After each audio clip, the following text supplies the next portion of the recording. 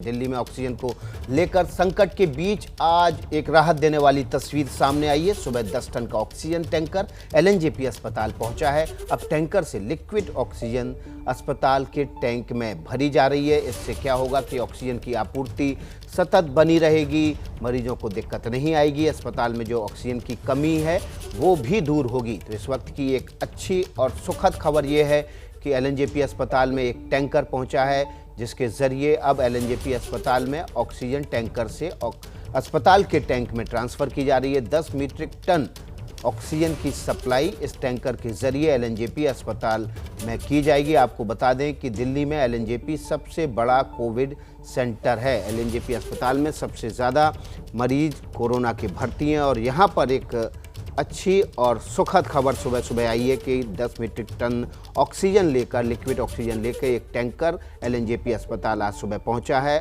और उसके बाद अब यहां पर टैंकर से टैंक हॉस्पिटल के टैंक में ट्रांसफ़र की जा रही है, गैस हॉस्पिटल के टैंक में ट्रांसफ़र की जा रही है। देश में कोरोना संक्रमण के मामले लगातार बढ़ते जा रहे हैं। इसके बढ़ने का सिलसिला जारी है। पहली बार कोरोना के केस 3.5 लाख के पार हो गए। 24 घंटे में 3,52,991 कोरोना मरीज सामने आए हैं, जबकि 2,812 लोगों की मौत कोरोना के संक्रमण की वजह से हुई है। 3,52,991 कोरोना के मरीज आए हैं। पहली बार 3.5 लाख का आंकड़ा कोरोना के मरीजों ने पार किया है, जबकि 2812 मरीजों की पिछले 24 घंटे में मौत हुई है। पिछले 24 घंटे में सिर्फ 9,95,288 लोगों का टीकाकरण हो सका है। भारत में कोरोना के ये आंकड़े लगातार पिछले 10 दिन से बढ़ते चले जा रहे हैं। आंकड़ा अब 3.5 लाख के पार पहुंच चुका है। संसाधन कम पड़ते जा रहे हैं। अस्पतालों में बिस्तर की कमी है, ऑक्सीजन की कमी है, दवाइयों की कमी है और इसलिए एबीपी न्यूज़ लगातार आपको आगाह कर रहा है। आपको सावधान रहना है, सचेत रहना है, ताकि आप स्वस्थ रहें, कोरोना से बचे रह सकें। कोरोना का पहला इलाज इस बीमारी से खुद का बचाव है। तो बचाव करने के लिए आप तैयार रहें और कोरोना के प्रोटोकॉल का पालन करें। 3.5 लाख के पार नए केस पहुंचे हैं। देश में कोरोना का कहर थमने का नाम नहीं ले रहा है।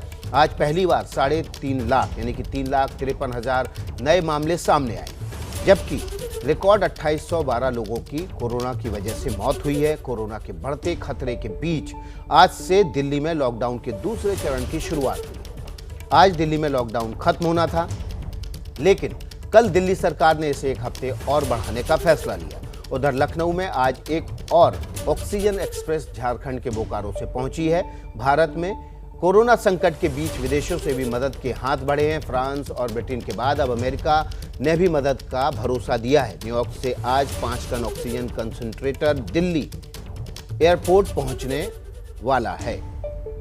4 तस्वीरों के जरिए हम आपको इस समय देश में जो संकट चल रहा है, जो संकट का काल चल रहा है, वो तस्वीरें दिखाने की कोशिश कर रहे हैं।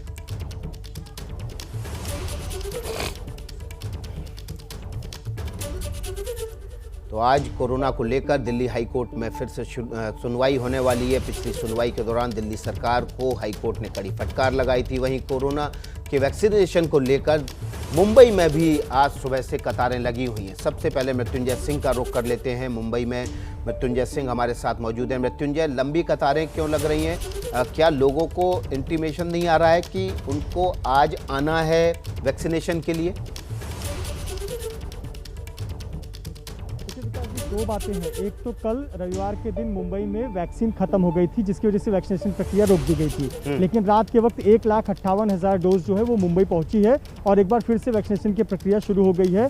और ये तस्वीर भी मैं दिखाना चाहूँगा। मुंबई के गोरेगांव नेस्को सेंटर की ये तस्वीरें हैं, वैक्सीनेशन सेंटर की, जहाँ पर लंबी कतार आपको नजर आएगी। इसकी वजह यह है कि कल की जो भीड़ थी, कल जिन लोगों को समय दिया गया था उनको कल वैक्सीन नहीं लग पाया। एक तो वो लोग आगे आए हुए, साथ ही साथ यहाँ पे ऑनलाइन और ऑफलाइन दोनों सुविधाएं हैं। जिन्होंने पहले ऑनलाइन रजिस्ट्रेशन किया है वो भी आ सकते हैं और जिन्होंने सूचना पहले से नहीं दी है या रजिस्ट्रेशन नहीं कराया है वो सीधे आकर वैक्सीन लगवा सकते हैं। इस वजह से भी लंबी कतार देखने को मिल रही है। और लंबी कतार लगने की एक और वजह है कि लोगों को पता है कि 1 तारीख के बाद 18 साल से अधिक आयु वर्ग के लोगों को वैक्सीन लग जाएगी और ऐसे पर और भी ज़्यादा भीड़ हो सकती है। तो क्यों ना ये जो 4 दिन का समय है उसमें ही वैक्सीन लगवा लिया जाए। और यही वजह है कि 45 साल से अधिक आयु वर्ग के लोग देखिए लंबी कतारों में खड़े रहकर वैक्सीन लगवा रहे हैं। हालांकि यहाँ पर काफ़ी ज़्यादा अच्छी सुविधा की गई है, पर धूप बहुत ज़्यादा है। इस समय मुंबई में जो तापमान है वो 38 डिग्री सेल्सियस है और आप इससे अनुमान लगा सकते हैं कि थोड़ा कठिन होता है। बहुत सारे बुजुर्ग होते हैं जिनकी तबीयत ख़राब होती है, लेकिन काफ़ी ज़्यादा सुविधा किया गया है। अंदर टेंट लगाया गया है, पर बहुत लंबी कतार देखने को मिली और बहुत से लोग तो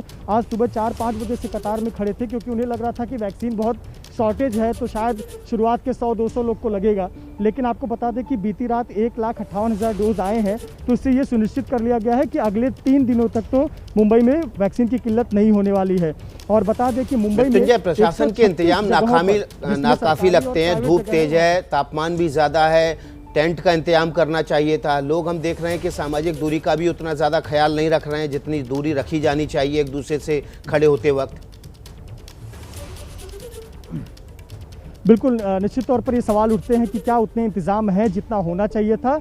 तो देखिए, जो इंतज़ाम किए गए थे वो एक सीमित संख्या के लिए किए गए थे, लोगों के लिए किए गए थे, लेकिन बहुत से लोग, जब ज़्यादा संख्या हो जाती है तो निश्चित तौर पर लंबी कतार लगने की तस्वीर सामने आ जाती है। बहुत से लोग आपको बैठे हुए नजर आएंगे टेंट के नीचे, लेकिन चूंकि संख्या बहुत अधिक बढ़ गई है, इस वजह से लोग कतारों में खड़े हैं और निश्चित तौर पर सामाजिक दूरी का पालन यहाँ पे नहीं हो रहा है। जब इतने ज़्यादा लोग भीड़ में जमा हो जाते हैं तो सामाजिक दूरी का पालन करवाना भी थोड़ा कठिन हो जाता है। और क्योंकि अगर यहाँ ये लोग जब ज़्यादा स्प्रेड होते हैं, फैलते हैं, तो ये मुख्य सड़क पर लंबी कतार लग जाएगी। अभी तो हम वैक्सीनेशन सेंटर के अंदर हैं, तो आप इससे अनुमान लगा सकते हैं कि संख्या कितनी ज़्यादा अधिक है।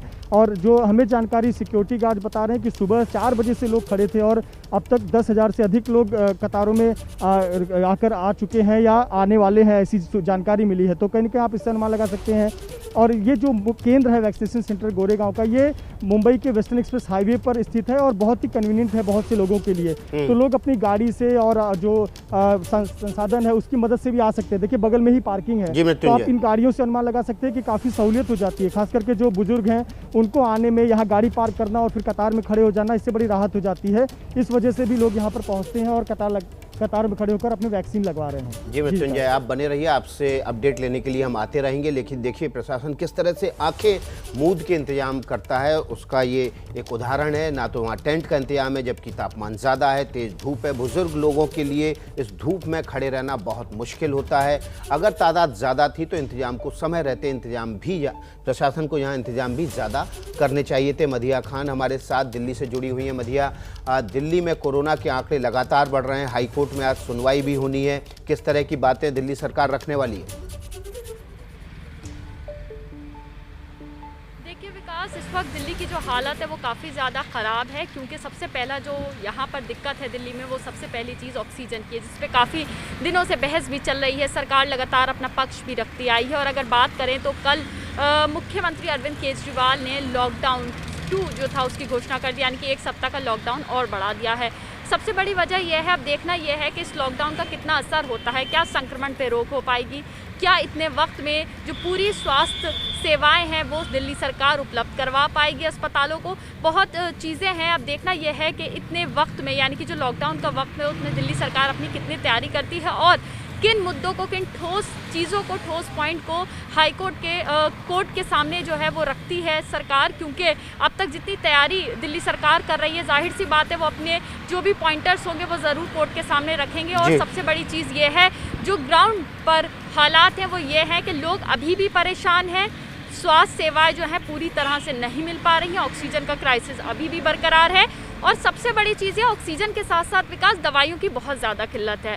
लोग दवाइयों के लिए दर बदर भटक रहे हैं। अगर दिल्ली वाले हैं तो वो कोशिश करते हैं नोएडा से जाके अगर किसी फार्मेसी से दवाई मिल जाए तो वहाँ से ले लें। नोएडा वाले लोग, जो आसपास के NCR वाले लोग हैं, कोशिश कर रहे हैं कहीं से दवाइयाँ मिल जाए। तो प्रॉब्लम्स बहुत सारी हैं, लेकिन अब देखना यह है कि लॉकडाउन जो एक्सटेंड करा है उसमें कितना ज़्यादा स्वास्थ्य सेवाएं जो हैं उसको मजबूत कर पाएगी सरकार। सबसे बड़ी चीज़ इस वक्त यही देखने वाली है। जी मधिया, तो देश की राजधानी दिल्ली में ये माना जाता है कि सबसे ज़्यादा प्रचुर मात्रा में संसाधन होते हैं, लेकिन दिल्ली की हालत ऐसी है, मरीजों की रफ्तार इतनी ज़्यादा है कि हर इंतजाम नाकाफ़ी हो गए हैं। ऑक्सीजन की कमी, दवाई की कमी, बिस्तर की कमी, और ये कमी डराती है और ये कमी ये भी दिखाती है कि किस तरह से हमारे देश के जो नेता हैं, नौकरशाह हैं, वो इंतजामों पर ध्यान देते हैं। भारत में अगर कोरोना ने त्रासदी पैदा की है तो उसके जिम्मेदार हम भी हैं और हमारी सरकारें भी, क्योंकि जिस वक्त भारत में कोरोना के मामले कम हो रहे थे उस वक्त हम इसे अपनी जीत मान रहे थे। दुनिया के कई देशों में कोरोना की नई लहर सामने आ रही थी, लेकिन उस वक्त भी हम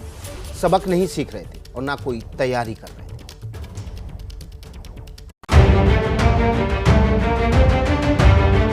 जब दुनिया के दूसरे देशों में कोरोना बढ़ रहा था, भारत में बिना किसी खास वजह के आंकड़े कम हो रहे थे।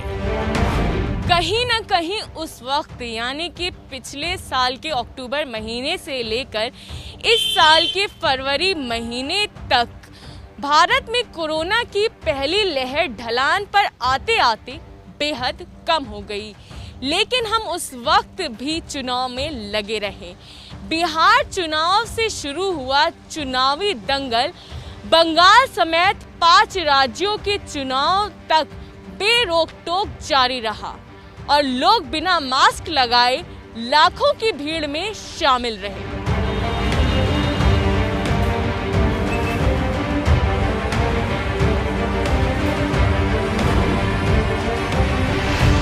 आज की तारीख में अगर बंगाल का हाल बेहाल हुआ तो उसका जिम्मेदार कौन है? बंगाल चुनाव में सक्रिय तौर पर शामिल रहे बीजेपी नेता बाबुल सुप्रियो को दोबारा कोरोना हो गया है। आज ही एक टीएमसी उम्मीदवार काजल सिन्हा की कोरोना की वजह से मौत हो गई। चुनाव प्रचार के दौरान बंगाल में मौजूद रहे उत्तर प्रदेश के मुख्यमंत्री आदित्यनाथ योगी कोरोना पॉजिटिव हुए। अब तक बंगाल में ही 6 उम्मीदवार कोरोना पॉजिटिव हो चुके हैं, जिनमें से 2 की मौत हो चुकी है। पश्चिम बंगाल की कुल 294 सीटों में से सिर्फ 292 सीटों के ही रिजल्ट आएंगे।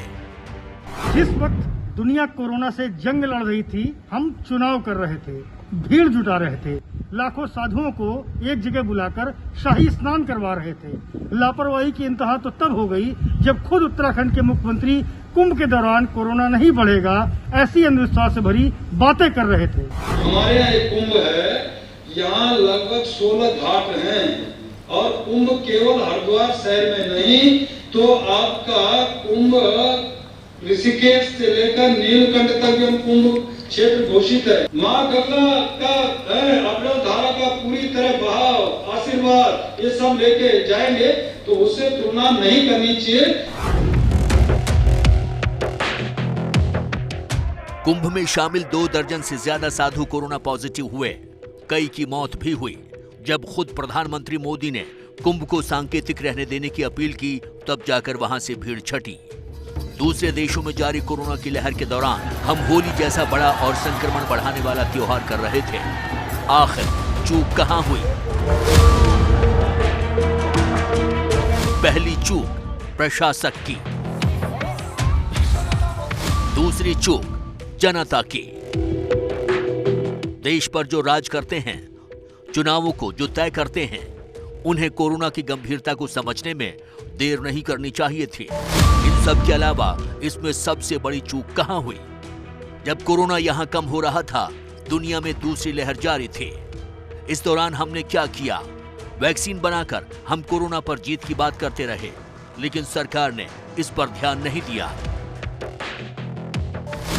कहां चूक?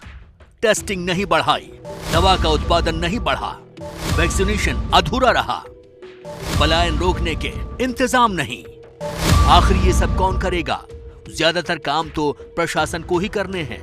आखिर इस विनाश लीला का जिम्मेदार कौन है?